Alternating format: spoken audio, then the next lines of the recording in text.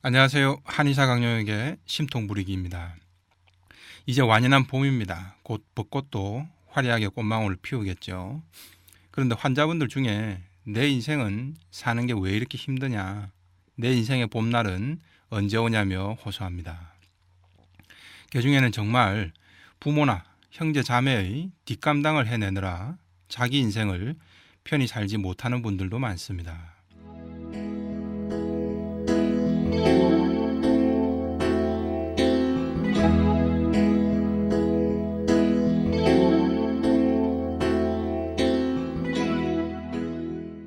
사연부터 한번 보시겠습니다. A씨는 30대 미혼 직장 여성입니다. 생리통 때문에 내원했는데 한방이며 양방이며 온갖 치료를 다 받아봐도 효과가 없었답니다. 생리통은 단순히 자궁 쪽의 문제로만 비롯되는 것은 아닙니다. 심리적 원인에 의해서도 자극받습니다. 여성의 생리는 주기적으로 자궁 내벽에 충혈된 혈이 떨어져 나오는 과정입니다. 이때 자궁 근육이 지나치게 과긴장되어도 충혈이나 충혈 이후 박리 과정에서 통증이 유발됩니다. 그런데 일련의 과정에서 심리적인 불안이나 스트레스에도 상당히 영향을 받게 됩니다. 상담 분석 결과 부모님과 오빠가 A씨의 스트레스 원인이었습니다. A씨는 집안의 기둥 노릇을 하면서 부모님은 물론이고 오빠의 뒤치다꺼리를 다 하는 그야말로 집안의 호구 노릇을 하면서 살아왔습니다. 오빠는 사업을 하네 하면서 일만 벌리고 뒷수습은 모두 다 A씨의 몫입니다. 그때마다 카드 빚에 신용대출까지 받아 대신 처리합니다. 물론 A씨도 처음에는 그래도 내 오빠인데, 그래도 내 부모님인데 라며 좋게 생각했습니다. 그래서 참고 맞춰주는 것을 효도이자 남매간의 애틋한 우애라고 생각했습니다. 그런데 문제는 이게 끝이 없더라는 겁니다. 시간이 점점 지나자 오빠는 너무도 당연하게 여기더라는 겁니다. 자기가 해야 할 일도 A씨를 마치 직장 부하 부리듯 합니다. A씨도 너무 힘들어서 이젠 못 해주겠다라고 하면 그것도 못 해주냐며 다시 난리를 칩니다. 게다가 지금까지는 잘 해주다가 왜 이제 와서 못 해주냐며 오히려 더 큰 소리를 친다고 합니다.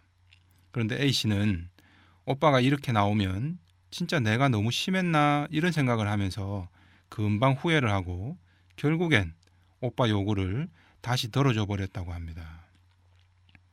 문제는 오빠만이 아닙니다. 부모님 역시 마찬가지입니다.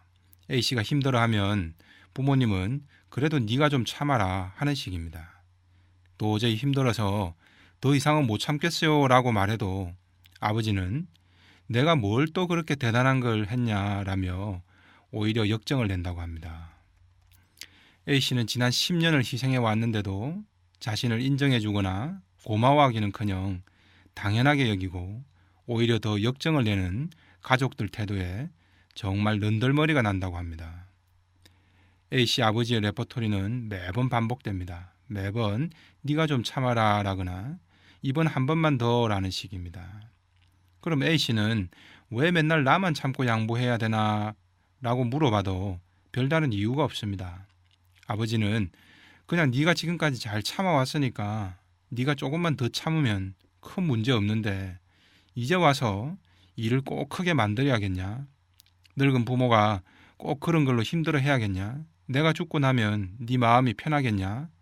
뭐 이런 식이라고 합니다. 억울하고 분해서 따지고 들던 A씨는 금방 기가 꺾여버립니다. 마음도 약해지고 혼란스럽습니다. 아, 내가 너무 모질게 하는 것 아닌가? 그래도 내 부모인데, 그래도 내 오빠인데 그렇게 하면 안 되는 건가? 이런 착각과 혼란 때문에 자신의 중심을 잡지 못했던 겁니다. A씨는 20대 후반에 결혼할 남자도 있었습니다. 근데 오빠도 부모님도 모두 반대해서 결국 헤어지고 말았습니다. A씨는 지금도 이해가 안 됩니다. 직장도 번듯했고 인품도 나무랄 데 없었는데 말이죠. 남자친구에게 홀 어머니가 있다는 이유로 반대했다고 합니다. 홀 어머니는 시골에 혼자 사시고 결혼을 해서도 같이 살지 않는데도 말이죠. 진짜 이유는 뭐였을까요? 바로 A씨가 이 집안의 호구이기 때문입니다. 시집을 가버리면 오빠도 비빌 구석이 없어지고 아버지도 아들의 뒷감당을 자신이 오롯이 다 해야 한다는 사실이 부담스러웠던 거죠. 부모가 어떻게 그럴 수 있냐고요. 10손가락 깨물어 안 아픈 손가락이 없는 법인데 말이죠. 과연 진짜 그럴까요? 맞습니다. 10손가락 깨물어서 안 아픈 손가락은 없습니다. 그런데 10손가락이 다 똑같이 아픈가 한번 깨물어 보시기 바랍니다. 분명 더 아프고 덜 아픈 손가락이 있습니다. 부모에게 자식들도 마찬가지 아닐까요? 부모는 모든 자식이 다 애처롭다고 말합니다. 물론 남의 자식에 비하면 내 자식이 다 귀하죠. 하지만 내 자식들 중에서도 유독 더 애처로운 자식이 있습니다. 다른 자식을 희생해서라도 그 자식을 더 챙겨주고 싶어 하죠. 여러분 손가락도 한번 보세요. 비싼 반지 끼워주는 손가락도 있지만 콧구멍 팔 때 쓰는 손가락도 있지 않습니까? 안타깝지만 분명한 현실입니다. 특히 예전 부모님들은 더 했겠죠. 이제서야 A씨도 뭔가 이상하다는 걸 깨닫기 시작한 겁니다. 그리고 화가 나는 겁니다. 왜 맨날 나만 희생하고 양보해야 하는가 말이죠. 그렇게 희생하고 양보만 했는데도 감사하기는커녕 오히려 당당히 나오는 가족들 태도에 질려버린 겁니다. 그동안은 왜 몰랐을까요? 바로 착한 여자 콤플렉스 같은 겁니다. 나는 오빠와 아빠를 위해서 희생하는 착한 동생이자 딸이다라는 착각이었던 거죠. 내가 이렇게 맞춰주고 참아주는 것이 아버지한테는 효도요, 오빠한테는 동기간 우애라고 착각한 거죠. 그런데 그 결과가 어땠습니까? 나 몰라라 하고 더 많은 희생과 양보만 강요당합니다. 한마디로 자기 인생을 호구 잡힌 채 살아온 겁니다. 그걸 몰랐던 거죠. 시간이 지날수록 이건 아니다 싶은 겁니다. 아무리 내가 착하다, 나는 착해야 한다라며 참고 억눌러 봐도 마음속 깊은 곳에선 불끈불끈 뭔가 솟아오릅니다. 왜요? 인간이니까. 조물주가 그렇게 만들어 놓은 겁니다. 내가 못돼서가 아니라 나도 힘들고 나도 인간이니까 그런 겁니다. 자신이 결코 마더 테레사가 아님을 빨리 깨달아야 했던 겁니다. 어느덧 오빠도 아빠도 자신을 호구로 여겨왔다는 걸 깨달아야 합니다. 그러다 보니 쟤는 원래 그렇게 대우해줘도 되는 애라고 여긴 거죠. 되레 모진 소리까지 듣게 된 겁니다. 이런 내적 갈등이 수시로 반복되다 보니 생리통이 잘 낫지 않았던 거죠.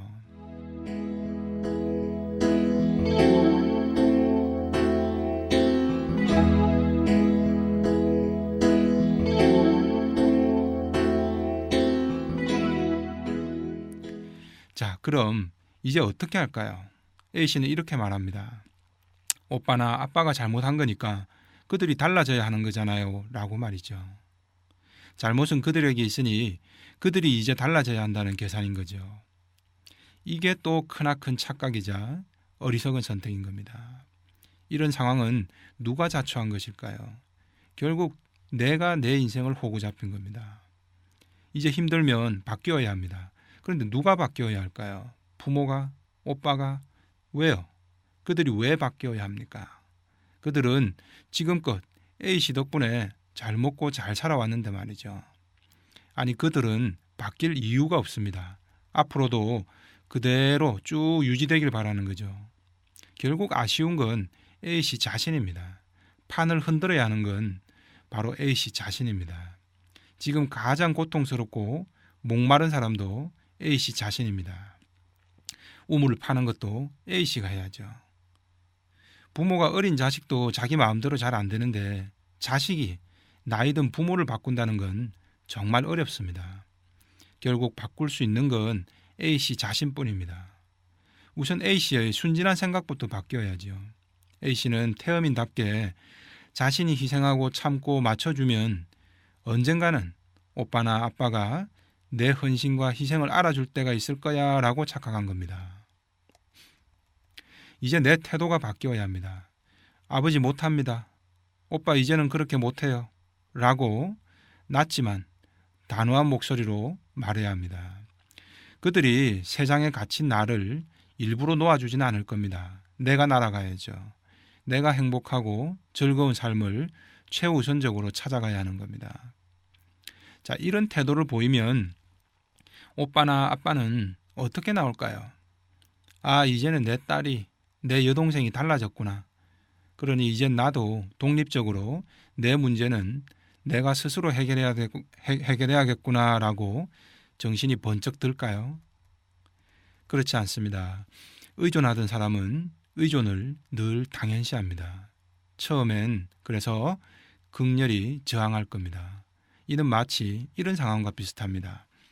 어린 꼬마가 길을 가다가 넘어집니다. 그런데 일어서질 않고 엥 울기만 합니다.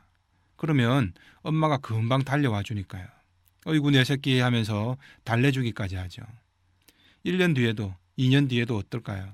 길 가다 넘어지면 이 꼬마는 일어나질 않습니다.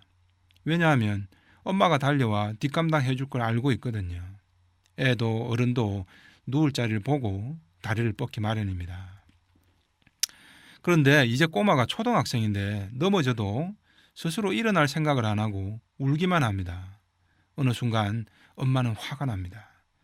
내가 그토록 애지중지 키웠으면 이제는 스스로 독립할 때가 되었는데 안 일어난다는 게 괘씸한 거죠. 그런데 누가 그렇게 만든 걸까요? 자, 이제 아이가 넘어진 채 울고 있어도 엄마가 안 달려가기로 마음먹습니다. 그럼 이제 아이는 벌떡 스스로 일어날까요? 천만에요. 아이는 아마 더 큰 소리로 울 겁니다. 이렇게 크게 숨 넘어갈 듯 우는데도 과연 우리 엄마가 나한테 안 달려와?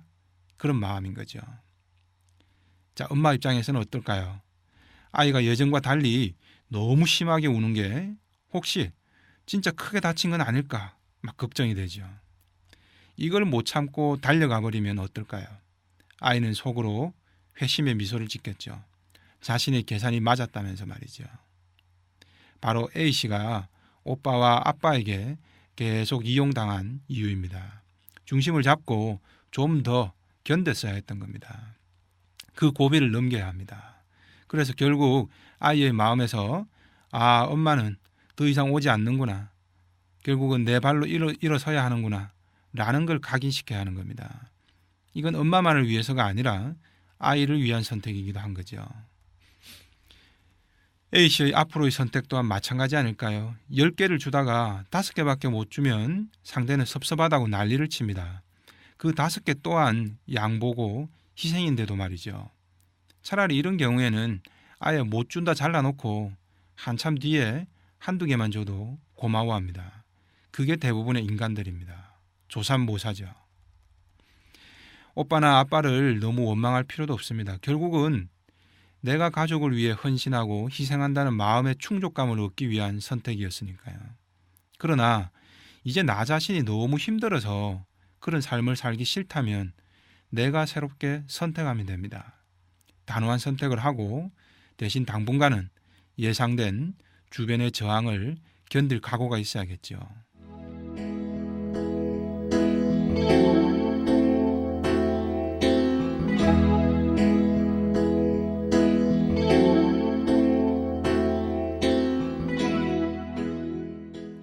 내가 내 자신에 대한 의무감이나 기대치가 너무 강한 분들이 있습니다. 자신을 희생해서 주변을 행복하게 해야 한다라는 생각이죠. 그러나 그게 대부분 착각입니다. 사람은 자신이 행복하지 않고선 상대를 행복하게 할 수 없습니다. 그런 기대치는 결국 스스로만 힘들게 하고 주변 가족들에게 이용당하게 만듭니다. 돌아오는 건 결국 원망뿐이죠. 그것 때문에 화병을 얻는 겁니다. 더 이상 자신이 호구가 되지 않는 삶을 살아야 합니다. 이는 주변에서 저절로 얻어지는 것이 아니라 자신이 깨우치고 자신이 견뎌나가야만 하겠죠.